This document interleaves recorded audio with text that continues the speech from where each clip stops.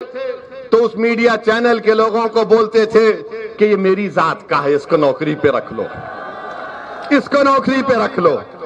आज आकर आप इंटरव्यू ले रहे लोगों का कि ओवैसी का सभा है, मजलिस की सभा है, बोलो क्या होगा, उत्तर प्रदेश में क्या होगा। अच्छा, सवाल कैसे करते, मुसलमान का अगर वोट नहीं मिला तो बीजेपी आ जाएगी, पूछते हैं ना, बोलते हैं ना, अगर मुसलमान का वोट डिवाइड हुआ तो बीजेपी आ जाएगी। ये हर एक सवाल करता है ना आपसे, मुसलमान का वोट डिवाइड हुआ तो बीजेपी आ जाएगी, पूछते हैं ना। अच्छा, आप मेरे सवाल का जवाब दो। 2014 के जब लोकसभा के चुनाव हुए, क्या आपने मोदी के नाम पर वोट दिया था? किसने बीजेपी को वोट नहीं दिया? हाथ उठाइए।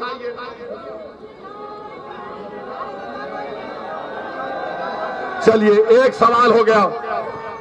2017 का विधानसभा का चुनाव हुआ, किसने योगी को या बीजेपी को वोट दिया? हाथ उठाइए। नहीं दिया? किसने नहीं दिया? हाथ उठाइए। चलिए, 2019 का लोकसभा का चुनाव आया, किसी ने बीजेपी को वोट दिया? आपने दिया तो नहीं दिया तो हाथ उठाइए। अरे 20% मीडिया आलो, चुल्लू पर पानी में डूब मरो, देखो ये हमारी वफादारी है। बेशर्मो, देखो ये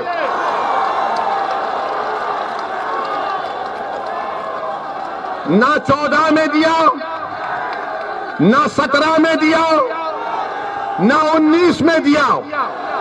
नहीं दिए ना, नहीं दिए ना। क्या तुम दोगे बीजेपी को वोट? क्या तुम मोदी को वोट दोगे? तो क्या तुम अब की बार ओवैसी का साथ दोगे? क्या तुम मजलिस को वोट दोगे? अब सुनो आप, 2014 में किसकी सरकार थी उत्तर प्रदेश में? अखिलेश की थी ना। तो अखिलेश के परिवार के 5 लोग जीते, 5 जीते, और बीजेपी जीत गई पूरा। क्यों जीती बीजेपी? क्यों जीती बीजेपी? सही कहा तुमने, सही कहा तुमने। उन्होंने कहा, मैं नहीं कह रहा हूं, जनता कह रही है, वरना ये 80% 20% के दल्ले बोलेंगे, ओवैसी बोला।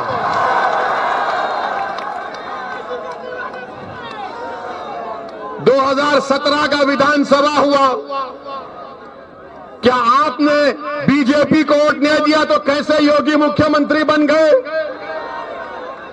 कैसे बने योगी मुख्यमंत्री, बताओ। आपसे सवाल नहीं कर रहा हूं, मैं उन लोगों से कर रहा हूं जो असदुद्दीन ओवैसी पर उंगली उठाते हैं। हम जब दलाल देते हैं, प्रूफ देते हैं, तो इनकी जबान खामोश हो जाती है और खामोश बैठ जाते, समझ में नहीं आता कि इससे कैसे मुकाबला करें।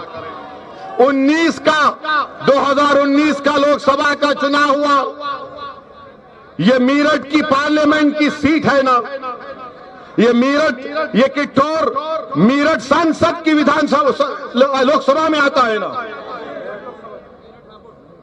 बताइए आप, क्या आपने जब बीजेपी को वोट नहीं दिया कैसे जीत गया? यहां से वो कैसे जीत गया?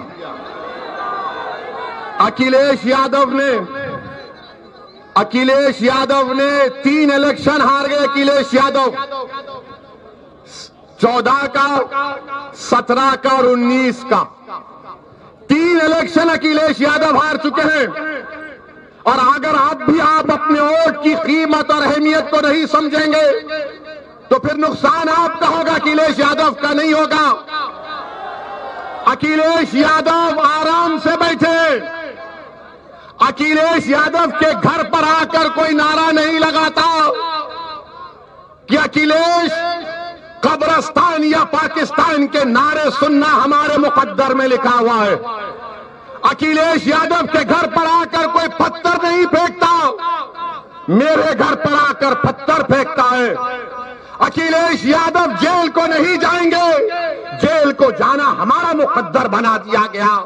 अखिलेश यादव का एनकाउंटर नहीं होगा, एनकाउंटर मेरा है।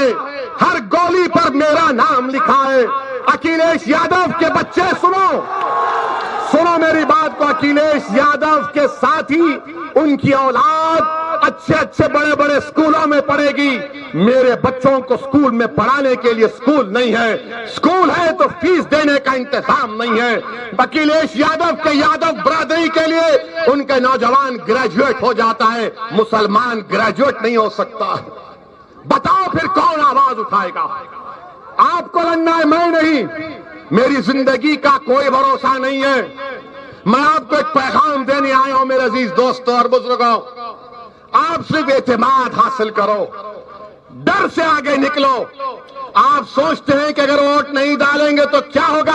आपने 3 मरतबा वोट दिया ना, 14 में, 17 में, 19 में, तो क्या हुआ? इनका वोट मोदी के गोद में बैठकर इनका वोटर चाय पी रहा है। ये हकीकत है, मैं आपको बयान कर रहा हूं। मेरे अजीज दोस्तों और बुजुर्गों, जो लोग हम पर इल्जाम लगाते हैं, बताओ इन दलील जो दिया हूं ये सच है या झूठ है? इस पर कोई जवाब नहीं दे सकते। बिहार में हम इलेक्शन लड़े तो बिहार के असेंबली के इलेक्शन में भी यही 80-20% के लोग शुरू हो गए। ओवैसी लड़ रहा है, बीजेपी आ जाएगी, बीजेपी आ जाएगी। बिहार में आरजेडी और कांग्रेस और माले का अलायंस हुआ। करीब 70 सीट पर कांग्रेस लड़ी और मजलिस 19 सीट पर लड़ी। 19 में हमने 5 पर कामयाबी हासिल की और जो बचे सीटें थीं उसमें 9 पर कांग्रेस और राजद कामयाब हो गए, 6 पर नीतीश और मोदी कामयाब हो गए। हमारी वजह से नहीं हुए। अब बिहार में 2 विधानसभा का बाई इलेक्शन हो रहा है। जो बिहार में ओवैसी को गालियां देते थे, क्या क्या बकवास बकते थे, क्या क्या इल्जामात मुझ पर लगाए, मैंने उन तमाम इल्जामात लगाने वालों को अल्लाह के हवाले कर दिया। अल्लाह फैसला करेगा उसका इंशाअल्लाह ताला। उस वक्त अब बिहार में 2 विधानसभा के बाई इलेक्शन हो रहा है। 30 नवंबर को पोलिंग है। 1 साल पहले तक ओवैसी को गाली देने वाले आज कांग्रेस और आरजेडी एक दूसरे का मुकाबला कर रहे हैं। बताओ आप, इनकी मुनाफिकत देखिए, इनका ड्रामा देखिए। आरजेडी लालू और कांग्रेस के राहुल एक तरफ दोनों लड़ रहे हैं।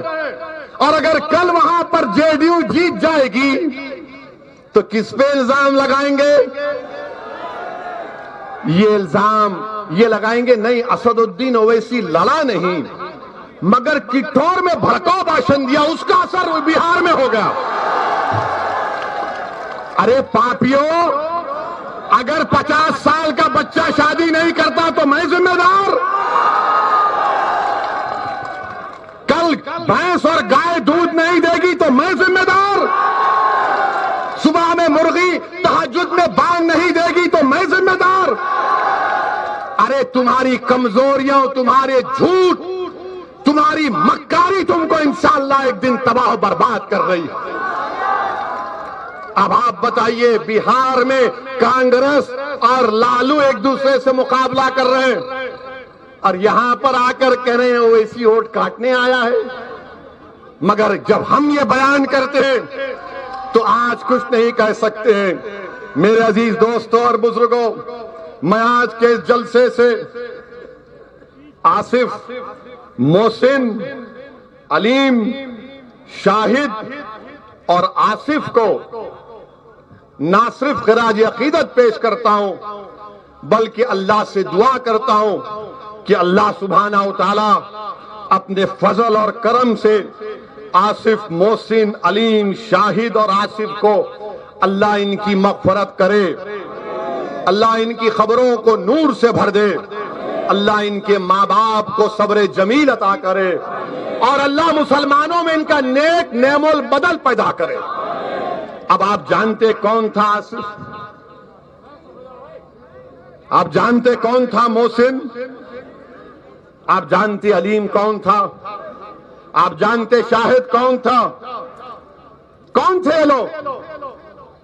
ये हाल है हम मुसलमानों का कि टोर के नौजवानों, मैं तुमसे शिकायत करने आया हूं कि जिन बच्चों को पुलिस ने गोलियों का निशाना बना दिया CAA में मीरठ में, तुम उनका नाम भूल गए? नहीं, थाली मारने के लिए नहीं, याद दिला रहा हूं, ये मरने वाले किसी के बेटे थे, किसी का भाई था, किसी का शौहर था, किसी की जिम्मेदारी थी, जो आज वो लोग महरूम हो चुके हैं।